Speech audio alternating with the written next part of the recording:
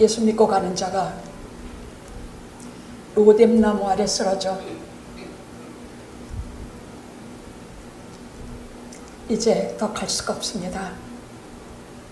앞길도 안 보이고 다 없어지고 이세벨이 다 잡아 죽이고 나만 혼자 남았습니다.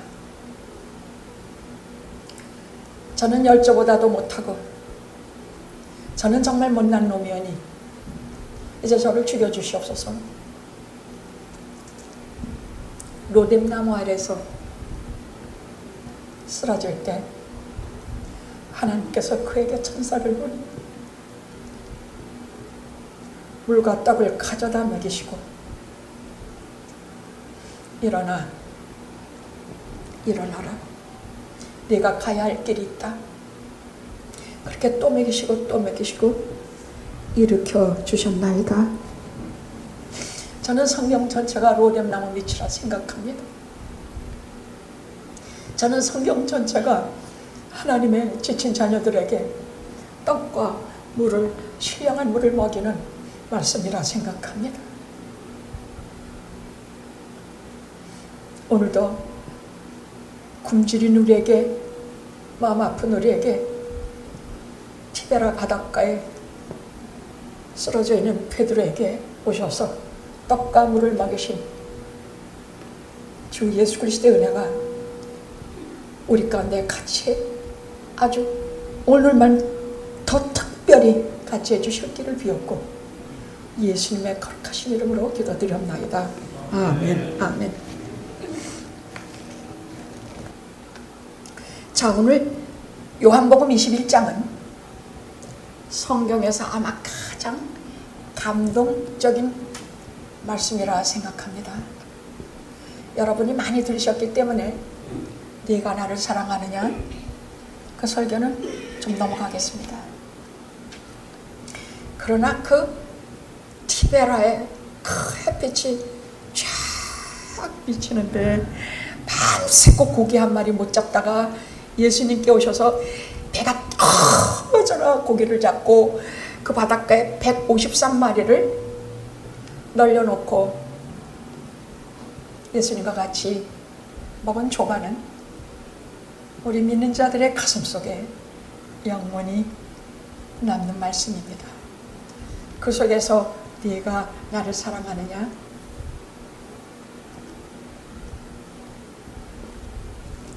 이거는 신앙 고백이요, 이것은 사랑의 고백이요, 이것은 영원한 하나님과 나의 고백이요, 이것은 모든 인간들이 가지고 가야 될 큰 재산입니다. 21장 15절에서 17절까지 말씀은 특히 평생 살아가면서 우리가 마음속에 큰 보물로 지니고 갈 수 있는 말입니다.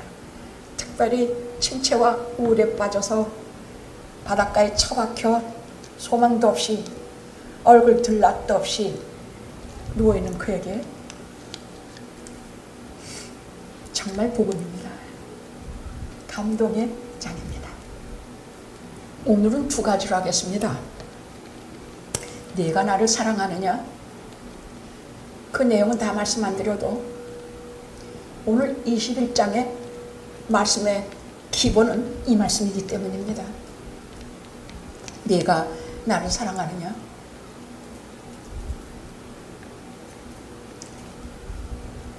그 다음 둘째, 제자의 길, 나를 따르라. 예수님께서 부활하신 후 베드로하고 6 제자는 다시 갈릴리로 들어가 버렸어. 이제 뭐 어떻게 먹고 살아? 지금까지는 예수님이 다 먹여 살리시고 지금까지는 다 주님이 해결해 주셨는데 이제 먹고 살 길도 없어. 게다가 언제 잡혀 죽을 줄 몰라.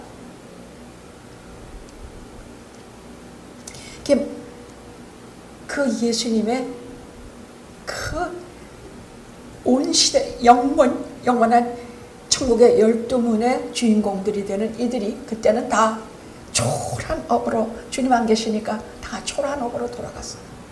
갈릴리 바다에 가서 나는 고기 잡으러 가노라 하니까 나도 간다 나도 간다고 다 우르르 따라서 이제 초라한 물고기 잡는 업으로 돌아간 것입니다. 근데 예수님은 그들을 그냥 두지 않으셨어요.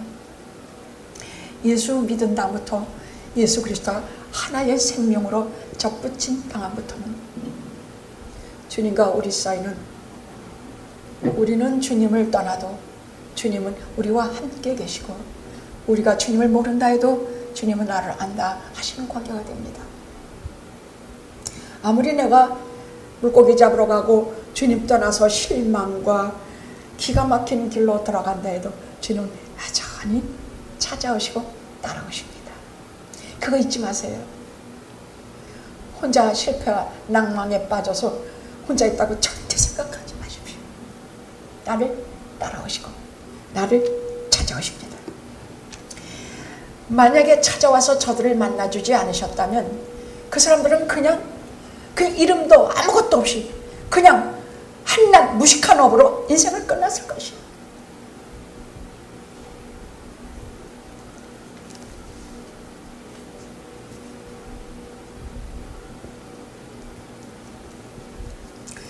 나는 주를 떠나도 주님께서는 나를 떠나지 아니하시고, 나는 주님을 잊어도 주님은 한시도 잊지 아니하시고 손바닥에 새겨 넣으시고 내 이름을 부르신다고 하지 않으셨습니까? 너를 내 손바닥에 새기고,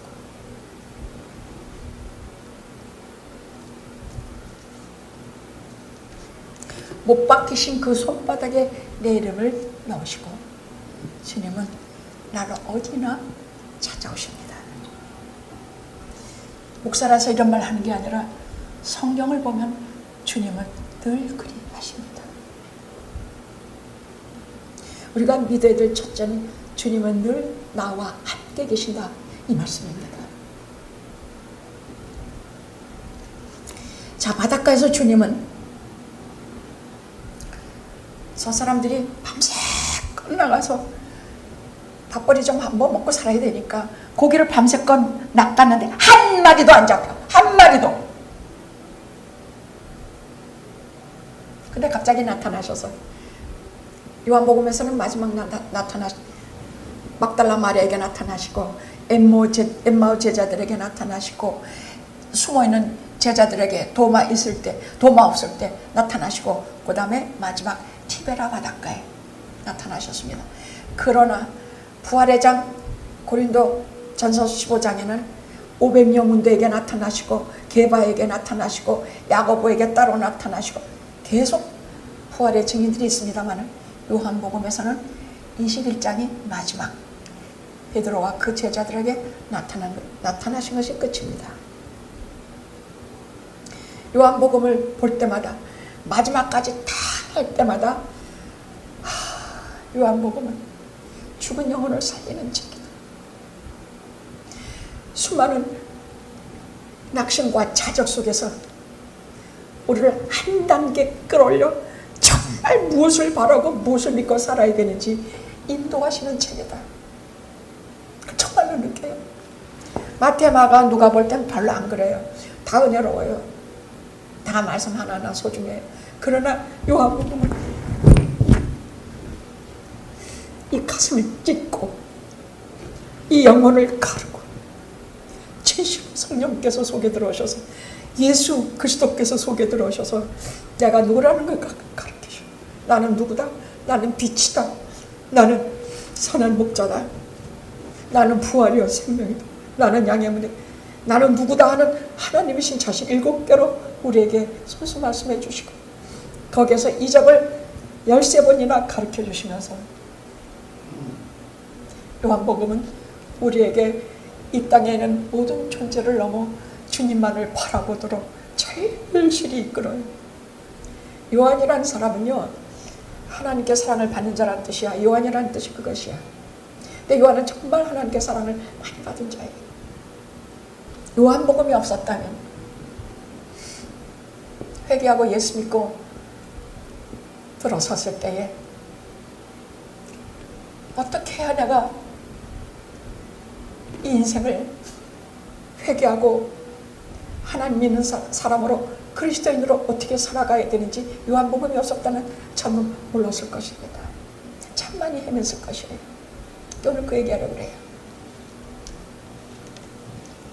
바닷가에 오신 주님은 밤새껏 얼마나 춥고 떨린지 몰라. 배는 고프지, 춥지. 얘들아, 고기가 있느냐? 한 마리도 없습니다. 어디에다 깊은 데로 들여라. 그래서 했더니 너무 많아서 갈릴리 바다에 가장 많은 숫자의 고기가 잡힌 것이 그날이에요. 153마리. 그래서 모나미 볼펜이 153이라고 쓴 볼펜이 세계에서 가장 많이 팔렸다고 하지 않습니까? 거기에서 따는 것입니다. 153마리가 잡혀서. 주님이시다. 야, 주님이셔. 이렇게 하실 분이 주님밖에 더 있냐?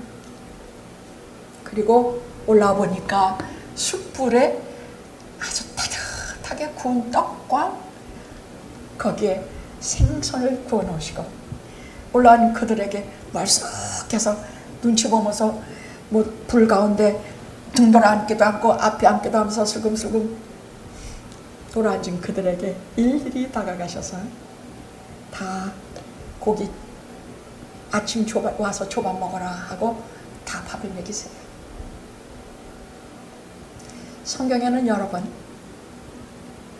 하나님의 사람들에게, 낙심한 사람들에게 하나님께서 친히 천사를 보내서나 까마귀를 보내서나 아니면은 예수 그리스도께서 친히 오병이어나 또는 이렇게 오셔서 음식을 먹게 하시는 장면들이 나오는데, 그럼 오늘날 우리는 주님에게 어떤 음식을 얻어 먹습니까?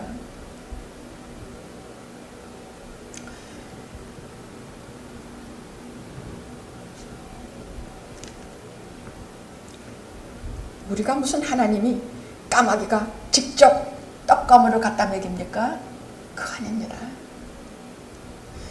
우리는 나를 사랑하는 사람들로부터 그 따뜻이 만들어준 국한 그릇을 공급받고,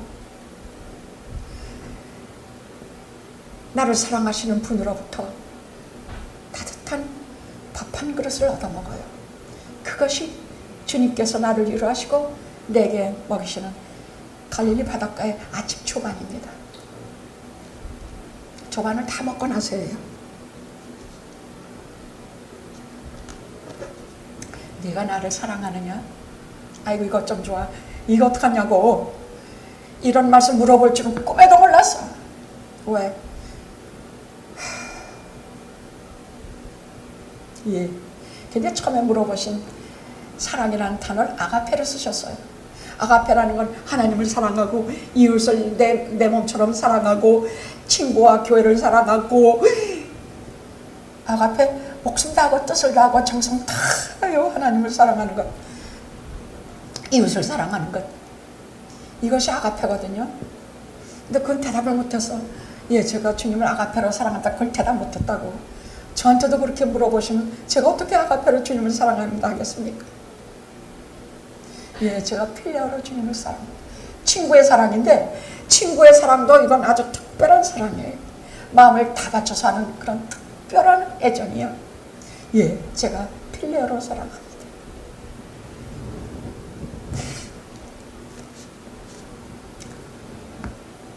내 양을 먹이라. 내 양을 먹이라야. 아니, 이런 말이 나오지 않겠습니까? 제가 무슨 자격으로 주님의 양들을 먹이겠습니까? 제가 무슨 자격으로 제가 주님의 일을 감당하겠습니까? 아니, 그런 말할 겨를도 없어. 그냥 곧장 내 양을 먹이라.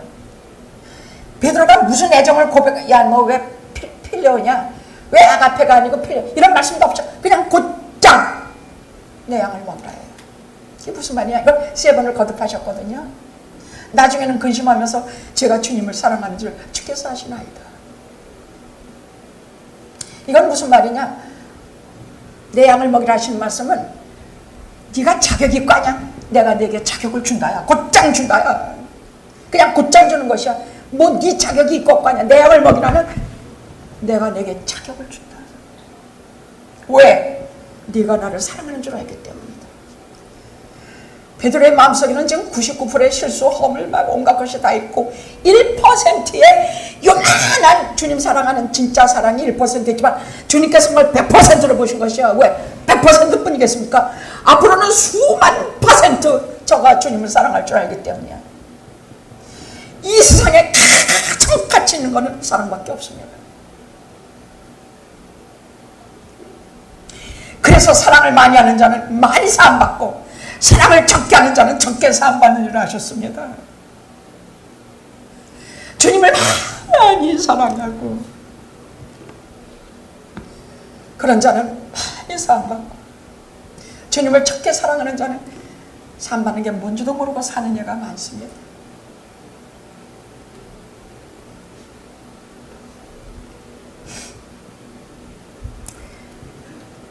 여러분, 사랑하면 특히 주님을 사랑하면 그 사랑 자체가 힘이 돼, 능력이 돼, 권세가 돼. 그래서 모든 것을 할 수가 있는 것이에요. 저가 진짜 사랑을 요만큼이라도 품고 있다면 그 요만큼의 사랑이 능력이 되고 힘이 되고 권세가 돼. 그래서 주님께서 부탁하신 일, 주님께서 하라고 하신 일을 다 하고도 남는 그런 근원이 되기 때문이야.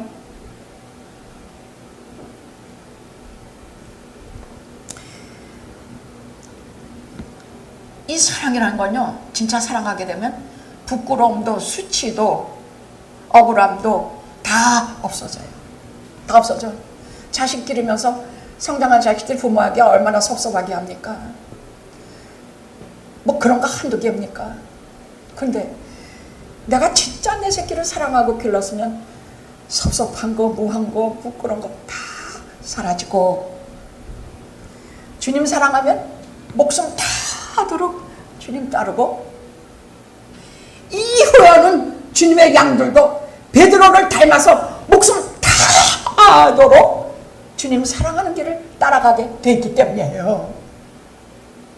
너는 나를 따르라 하신 말씀 속에는 베드로가 목숨 다해서 주님을 사랑하고 그 후에는 모든 우리 같은 양들이, 주님의 양들이 베드로처럼 목숨 다해서 주님을 사랑한다는 것을, 저가 본을 보인다는 것을 알기 때문이에요. 베드로의 타고난 인격은 뭐 그렇게 훌륭하진 않아요. 그러나 주님께 사랑의 고백을 3번 드린 후에는 달라져요. 오순절 성령 강림 오신 후에, 성령 받은 후에는 또 전혀 달라져요. 우리가 주님을 요만큼이나 사랑하고 따라가면 주님께서는 이것을 이만한 것으로 보시고 그 요만한 사랑을 큰 힘과 능력과 권세로 이만하게 부풀어 주셔서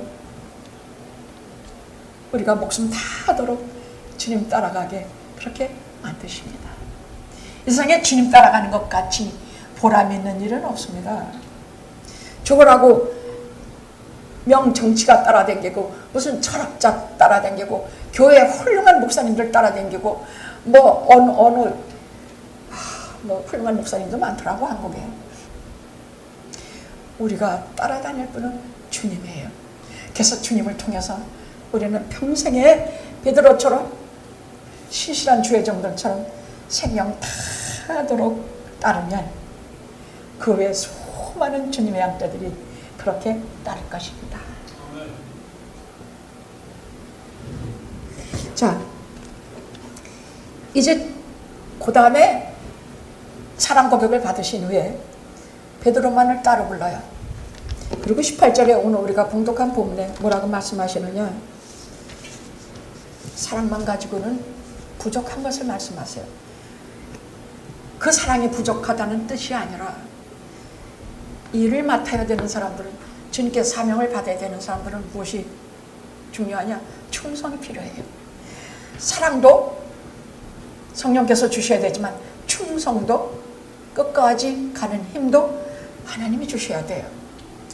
자, 내가 진실로 내게 이르노니 젊어서는 내가 스스로 띠띠고 원하는 것을 다니지만 우리가 예수 믿으면서 젊은 날에는 뭐 별거 다 해요. 찬양기도도 하고 뭐 무릎 꿇고 그냥 막 우리 40일 새벽 기도는 매일 했으니까요. 사순절에요. 우리 뭐 금요 수요 성경 뽑고 금요 찬양 기도에 야 정말 아주 필사적인 그런 일들을 영합교회가 안 했습니까? 아닙니다. 저는 온갖 프로그램, 온갖 교인들을 같이 영양식을 먹으려고 뉴욕으로 뭐로 모든 세미나 뭐 안 쫓아다니는 데가 뭐 제자 성경 공부 안 쫓아다니는 데가 없어요. 젊어서는 내가 스스로 원하는 것을 다니지만 늙어서는 내가 원치 아니하는 것으로 남이 내게 띠띠우고 네가 팔을 벌리리니 네가 띠띠우고 원치 아니하는 것으로 데려가리라. 이 말씀 하시면 베드로가 어떠한 중으로 하나님께 영광을 돌릴 것인지 가르치시니라. 이 말씀을 하신 후에 베드로에게 나를 따르라 하시니, 둘째는 제자의 길입니다. 오늘 드릴 말씀 두 번째는 제자의 길입니다. 도대체 주님을 따른다는 게 뭘까? 주님 따른다는 게 뭡니까? 저 진짜 많이 고민해요. 아니 우리가 가는 길은 내 인생에 어쨌든 잘난 주님을 따라가야 되는데 주님을 따른다는 게 뭘까? 첫째, 주님을 따른다는 것은 주님이 먼저 내 앞에 가신다는 것을 내가 그 음성을 잘 듣고 순종하며 가는 것을 말해요. 나는 양이야. 나는 무조건 주의 양이야. 그럼 주님의 양이 앞에 가시는 목자를 따라가지 않으면 안 되게 돼서 나는 양의 문이라. 나는 선한 목자라. 주님을 따른다는 얘기는 양이 목자를 따라가듯이 그렇게 따라가는 것이 첫째예요. 그냥 무조건 따라가야 돼. 여러분, 양은 한 줄로 쫙 리더되는 양을 따라가게 돼서 그 리더되는 양은 쫙 목자만 따라가. 만약에 딴 길로 갔다 하면 죽어. 그냥 거야. 이 주님을 따른다는 얘기는요, 간단히 말해서 양이 목자를 따른 것을 계속 따라가는 것이에요. 만약에 목자가 잘못된 길로 데리고 들어가면 다 죽어. 근데 목자가 그런가? 선한 목자는 자기 양을 위하여 목숨을 버리나니 나는 내 양을 위하여 목숨을 버리노라. 생명을 버릴 정도까지 주님께서 그렇게 자기 양떼들을 인도하시는데, 그 가는 길은 왜 우리에게 선한 길이냐? 주의 막대기와 주의 지팡이가 우리를 안위하시기 때문에. 그래서 주님을 따른다는 일은 양이 목자를 따르듯이 그렇게 따르는 것을 말해요. 두 번째, 주님을 따른다는 얘기는요, 자기를 부인하고 자기 십자가를 지고 따르는 것을 말해요. 이게 대체 무슨 소리일까? 자기를 부인하고 자기 십자가를 지라. 이 말은 예수님을 따르면서 치르게 되는 희생과 대가를 말해요. 내가 치르게 되는 희생과 대가야. 우선 내가 가진 생각을 버려야 돼. 나는 이루고 싶은데 주님께서는 그러지 말라고 하셔. 나는 이 당대 구절 같은 나쁜 놈들하고 싸우고 싶은데 아니라고 그러셔. 나는 이렇게 하고 싶은데 주님께서 우선 내 생각과 내 주관과 내가 옳다고 세는 것들을 다 주님 앞에 다 버려야 돼. 이게 부인이야. 주님 생각 그것만 따라가야 된다는 얘기야. 정말 어떤 때는 깜짝 놀래. 아니 나는 분명히 이 길을 옳다고 생각했는데 성경을 보면 그게 아니더란 말이야. 주님이 원하시는 길은 그게 아니더란 말이야. 그러면 도대체 그때나 지금이나 나를 부인하고 주님을 따라가는 일은 뭐냐? 결국은 죽음에 이르는 길이더라고. 내 생명까지도 주님을 위해서 바쳐야 되는 길이 결국은 주님 따라가는 길이더라고. 십자가의 길이니까. 내 십자가는 뭐냐? 내가 어떻게 할 수 없이 받은 거, 조건실컷 내가 받은 아픔들이 있어. 그 아픔들을 가지고 주님을 따라가는 것이야. 그럼 왜 주님 따라가는 길이 꼭 이래야 되느냐? 문제는 희생과 대가가 문제가 아니라 도대체 이 세상에 사람들 마음마다 다 병들어 있어. 겉은 다 멀쩡한데 속이 얼마나 병들고 얼마나 고통당하고 어려움당하는지 몰라. 그럼 이걸 누가 고쳐줘? 성령님 외에는 아무도 이걸 고쳐주실 분이 없어. 그럼 성령님이 친히 오셔서 고쳐주시는 것도 있지만 자기를 부인하고 자기 길을 따라 예수님을 따라 오는 사람들에게 성령을 물 붓듯이 부어주셔서 다른 사람을 살리게 하시는 일을 하신다 그 말이에요. 나는 다른 사람을 살리는 일을 하고 싶어. 나는 영화가 다른 사람을 살리는 사람들이 되시기를 원해요. 자기를 부인하고 따라가면서 다른 사람을 살리는 성령 충만한 인생 살기를 원해요.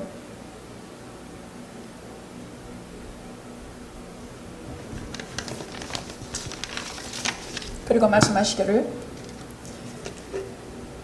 베드로가 어떤 죽음으로 하나님께 영광 돌림을 말씀하시니라. 왜냐하면 정말 네 팔 벌리고 거꾸로 십자가에 달려 죽었거든요, 베드로가. 근데 그것을 성경은 영광이라고 말하고 있어요. 이게 무슨 영광인데, 나는요 제자, 예수님의 제자 12이 다 가룟 유다 빼놓고 다 순교했거든요. 하나는 목배임 당하고, 하나는 뭐 어디 떨어뜨려서 죽이고, 뭐 인도에 가서 칼에 맞아 죽고 뭐하고, 12이 다 나중에 마띠아까지 다 순교했거든요. 근데 성경은 이것을 영광이라고 말해요. 어떤 죽음으로. 그러니까 우리가 이 예수 믿는다는 일을 보면서 하나님께 건강해서도 영광을 돌리고, 우리가 하나님께 돈 많이 벌어서도 영광을 돌릴 수 있어요. 근데 우리가 건강이 아주 약해져서 심각한 병에 걸려도 영광을 돌릴 수가 있어요. 오히려 그래서 더 영광 돌릴 수가 있어요. 이 제자들이 그렇게 죽음으로 인해서 우리가 저들의 죽음을 보고 영원한 세계를 있구나, 저들이 저렇게 죽는 것을 보니 하나님께서 저들에게 영원한 세계와 도저히 우리가 알 수 없는 어떤 영광의 세계를 저들을 위해서 준비해 주시는구나.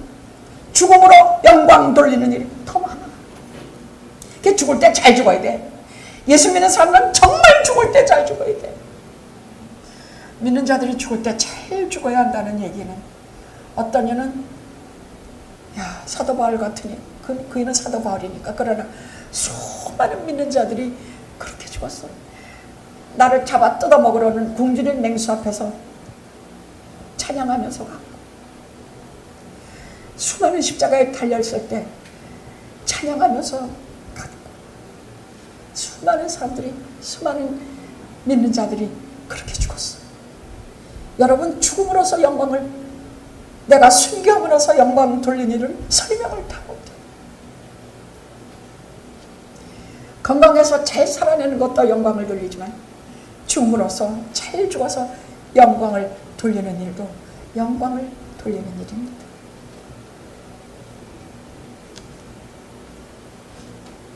근데 이렇게 척 돌아보니까 거기 요한이가 있어. 아니, 왜 나만 그렇게 죽어야 되는가?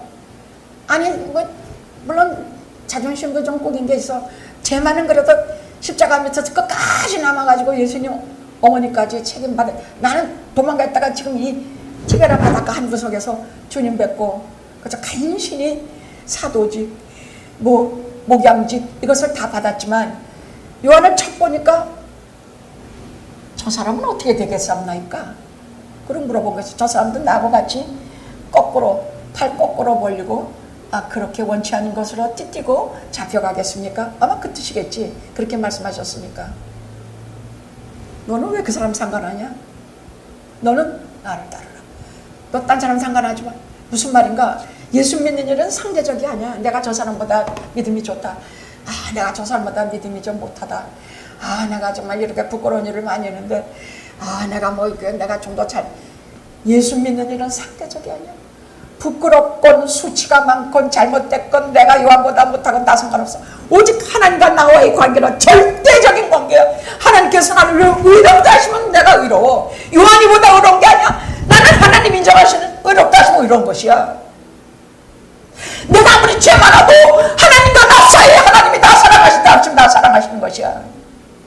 내가 아무리 죄 많아도 하나님은 나를 특별히 만드셨기 때문에 나에게 절대로 당신의 희망과 당신의 사랑을 그만두시지 않아요. 거두시지 않아요. 나를 특별히 만들어 자기 아들의 핏값을 지불하고 산 특별한 존재이기 때문에 절대 나를 포기하지 않으세요. 아멘, 아멘. 내가 뭐 그렇게 훌륭해서 나를 포기하지 아니하시고 나를 따라오시냐? 아니에요. 내가 훌륭해서가 아니야. 예수께서 나 같은 죄인을 위해서 피 흘리고 값주고 당신의 피를 떼꺼러 지불하고 산 존재이기 때문에 또 만드실 때부터 나는 하나하나 특별하게 만드신 존재이기 때문에 절대 단념하지 않으세요. 맨날 쫓아오세요. 안 쫓아오셨으면 좋겠는데 당신께로 쭉 가는데 계속 따라오셔서 네가 나를 사랑하느냐? 예, 제가 사랑한 줄 주께서 아십니다. 내 양을 먹이라. 아이고 정말 야, 예수 믿는 일은요, 아니 내 양을 먹이라 그러시니 여러분, 이건 다 예수 믿는 사람들의 우선 목회자가 1차적인 책임이고요, 2차적인 책임 모든 믿는 자예요. 내 양을 먹이라, 돌아봐라. 이게 다 뭡니까? 그거예요. 제가 알면 알수록, 성경을 보면 볼수록 내가 어쩌면 목회자가 안 됐냐? 아이고 난 정말 이거 못 감당하겠는데. 근데 뭐 언제는 감당해서 왔냐? 못 감당하면서 오는 게 이 길인데. 하지만 안 쫓아줬으면 좋겠는데 말이야. 사람 쪽 가서 정말. 한 번은 저희 집 그걸 뭐라 그러냐, 그 사랑방이라 그러나 뭐 하여간 거기 이렇게 소파에 길게 누워서 정말로 피곤해 죽어서 정말 너무너무 피곤해. 그래서 길게 누워가지고 속으로 무슨 생각을 하겠냐. 아야 정말 생각하는 것은 정말 이거 좀 어떻게 도망갈 길이 없을까, 이거 좀 어떻게 좀 교회 좀 간다고 어디 좀 놀러 가면 안 되나 막 이딴 생각하고 있는데 그 사랑방이 제일 중앙에 걸려있는 게 십자가에 달리신 예수야. 아니 주님이 여기까지 쫓아서 나를 보고 계시는데 아유 참 어쩜 좋아. 좀 알아. 저 사진을 저 그림을 좀 가릴까? 저걸 좀 뒤에 갖다가 좀 숨겨서 걸어놓을까? 아니 숨겨서 걸어놓건 다른 방에 걸건 주님께서 나를 따라오시냐? 제가 어디로 숨냐? 어디로 도망가리까?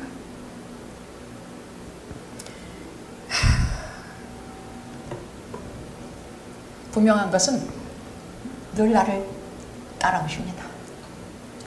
잘못해도 따라오고, 내가 주님 모른다 해도 내가 너 알아 하고 따라오시고, 나 좀 주님 일 좀 안 했으면 좋겠습니다 해도 너 해 따라오시고, 내 양을 먹이라. 너 내 양 먹일 자격 있어. 뭐 내가 사양하건 말건 내가 변명하건 말건 뭐하건 상관없어. 그냥 주님께서는 듣지도 않으셔. 베드로가 사랑 고백하는데 야 너 무슨 아가페 아니고 무슨 필려냐? 그러면 아무 말씀, 그냥 그거면 제가 드리는 것은 이것밖에 없습니다. 그래서 3번 제가 주님 사랑합니다 하는 게 뭔 줄 압니까? 필려로 사랑한단 말하면서 제가 가진 것은 이것밖에 없습니다. 나는 그거면 족하다. 그 말씀이야.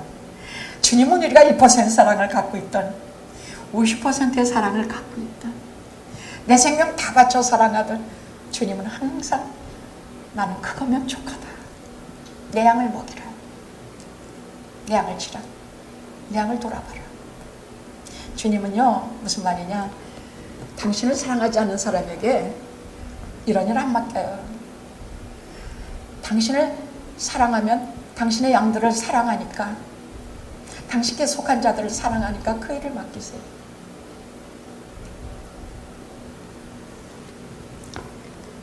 여기서 중요한 것을 좀 말씀드리려고 그래요. 사람이 사는 최고의 목적이 뭐냐? 죽음으로써 영광 돌리고 살면서도 영광 돌리고 다 할 수 있다면 우리는 모든 것을 통해서, 주신 일을 통해서 우리가 다 영광 돌릴 수 있거든요. 음악을 통해서도 영광을 돌릴 수 있고, 또 교회에 봉사하는 것으로서 영광 돌릴 수 있고, 우리는 작은 일 큰 일 상관이 없이 전부 통해서 영광을 돌릴 수가 있어요. 그런데 그러면 우리가 기본은 알고 가야 될 거 아니냐고. 그럼 사람이 사는 최고의 목적이 뭐냐? 그래야 무슨 영광을 돌릴 수 있을 거 아닌가 말이야. 우리 사는 소요리 문답에 성경을 다 아주 요약해 놓은 소요리 문답이라는 것이 있어요. 신구약 성경을 다 요약해 놓은 것인데, 이것이 인간의 삶 최고의 목적을 밝히는 데에 그 가치가 있는 책이에요. 거기 제1문,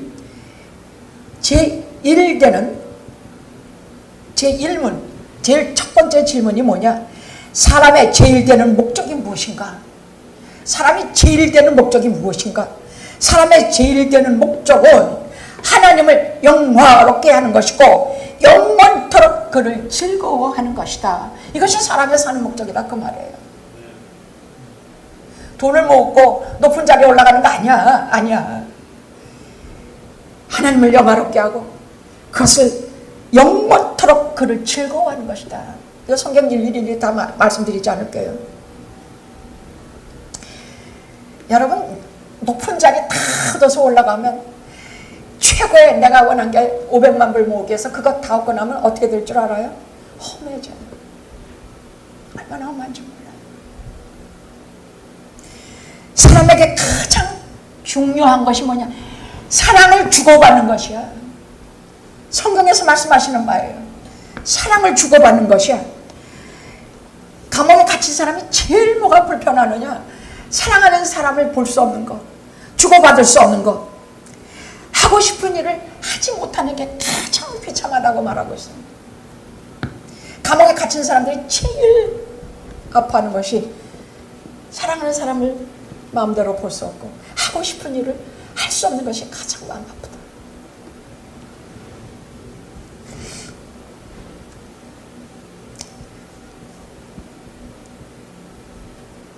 그래서 우리는 사랑하는 사람을 늘 만날 수 있고 옳다고 사랑하는 사람을 짧게 볼 수가 있고 옳다고 생각하는 일에 한평생을 다 바치는 것, 이것이 사람에게 가장 소중한 것입니다. 자, 우리는요 한평생 옳다고 생각하는 일에 한평생 다 바치면서 사랑하는 사람과 가장 얼굴을 특별히 사랑하고 사는 일인데, 하나님은요 이렇게 인간이 가장 아름다운 때를 언제로 정하셨느냐? 사람이 하나님을 만날 때 가장 행복하고 가장 아름답고 가장 최고의 존재로 만나게 그렇게 하셨다는 일이에요. 그래서